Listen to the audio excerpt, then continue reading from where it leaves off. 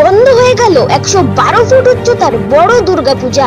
কামালপুর গ্রাম পঞ্চায়েতের কামালপুর গ্রামের মানুষ এবছর বিশ্বের সবচেয়ে বড় দুর্গা প্রতিমার উপস্থাপনা তুলে ধরবেন বলে ঠিক করেছিলেন। তাদের দাবি, এই পূজা করতে গিয়ে প্রশাসনের অসহযোগিতার কারণে কামালপুর অভিযান সংঘ এবছর তাদের দুর্গাপূজাই বন্ধ করে দিলেন।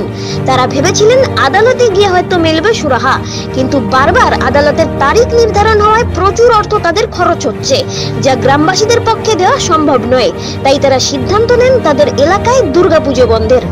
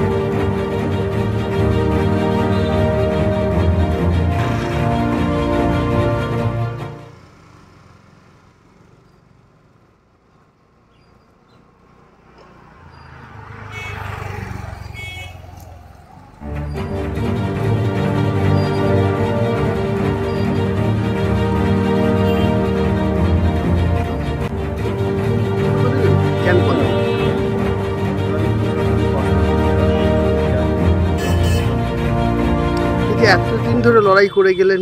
হ্যাঁ, এখন আর লড়াই করে ক্লান্ত, লড়াই করে আর পারা যাচ্ছে না, যার জন্য টোটাল পুজো বন্ধ হয়ে যাচ্ছে। তাহলে কি করবেন? গ্রামে কি আর কোনো পুজো করবেন না? না,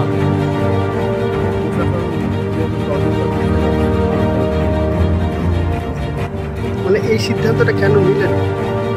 কাল আগামী দিন তো আদালতে যাওয়ার দিন ছিল।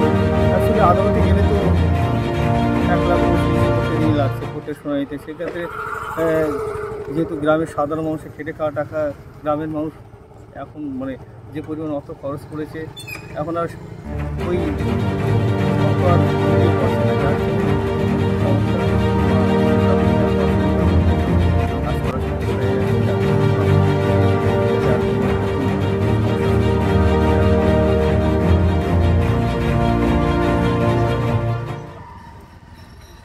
আপনার নাম? অপূর্ব রায়। আপনি? আমি প্রধান শিল্পী এখানকার। আপনারা কি সিদ্ধান্ত দিলেন? আমরা সিদ্ধান্ত নিলাম যে মোটামুটি এই যে বড় পুজোটা করতে যে আমাদের প্রশাসনের সহযোগিতা পাই, আর সেই কারণেই আমাদের অভিযান ক্লাবের সঙ্গ থেকে আমাদের গ্রামবাসী, আশেপাশে গ্রামবাসী সবাই বসে একটা সিদ্ধান্ত নিলাম, আমরা এই পুজোটা করব না, কোনো পুজোই করবো না, ছোটো বড়ো কোনোটাই আমরা করব না। আজকের থেকে আমাদের বন্ধ হয়ে গেল। মানে কেন এই সিদ্ধান্ত আপনাদের? এখন সিদ্ধান্ত কি, আমাদের টাকা পয়সা কোথায়? আমাদের টাকা পয়সা কোথায়? গরিব মানুষের জামা প্যান্ট কিনা বন্ধ করে দিয়েও তারাও কিন্তু এর কথা ছিল।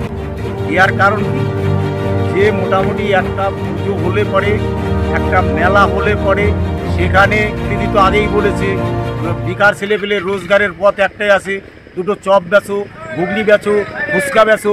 তা সেইখান থেকে আজকে দিদিও আমাদের সেই বইমুখ করে দিল, বললো মুখ এক কথা, বললো আর একটা। এই জন্যই আমরা দেখলাম সিদ্ধান্তে প্রশাসন আমাদের সহযোগিতা নেই। কারণ এই পুজোর পক্ষে প্রশাসন কী করবে? প্রশাসন অর্ডার করা করছে আমাদের অর্ডার উপরের, কারণ উপরের অর্ডার তাহলে এনাদের তো করার কিছু নেই। তার প্রশাসনের বাইরেও আমরা যেতে পারবো না। তার থেকে আমরা নিজেরাই স্থগিত দিয়ে দিলাম এই পুজোর থেকে। তাহলে কি আর কোনো পুজোই করবেন না? কোনো পুজোই করবো না, ছোট বড় কোনোটাই আমরা করবো না। কারণ মানুষের যে আশা আশঙ্কা সব মুছে গেল। সারা দেশের মানুষ, সারা গ্রামের মানুষ, আশেপাশের অঞ্চলের মানুষ চোখে খালি জল এই বড় দুর্গা।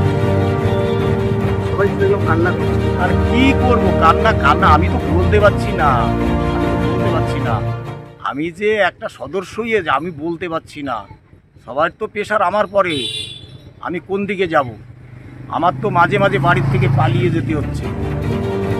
যে ওদের সামনে যাবো না, গেলেই হয়তো 2-4-5 কথা বলে তবু আমি বুঝাই তাদের বলে দিচ্ছি না, আমাদের তো করার কিছু না, আমরা তো উপর নেতৃত্ব বন্ধু গিয়েছি, আর সেখানে যদি অর্ডার যদি না দেয় তো করার কিছু নেই। আর প্রশাসন না থাকলে পরে পুজো করা তো সম্ভব না। বাজার থেকে হয়তো একতলা এসে বলতে পারে যে হ্যাঁ আমরা থাকছি, পুজো করে দিচ্ছি, কিন্তু বাবা তোমরা তো জঞ্জালটা বাদিয়ে দিয়ে যাবে, পরে সারাবে কে? সারাতে গেলে কিন্তু আমার এই ক্লাব কর্তৃপক্ষ। সেই জন্য আমরা জোড়াত করে বলছি আমাদের পুজো এবছর আমাদের এইভাবে স্থগিত।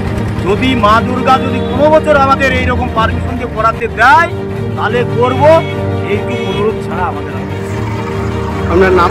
আমার নাম সিরাজ বিশ্বাস, ক্লাবের সভাপতি। আমি অভিযান সংঘের আছে সভাপতি, আর তৃণমূলের? তৃণমূলের আছে মেম্বার।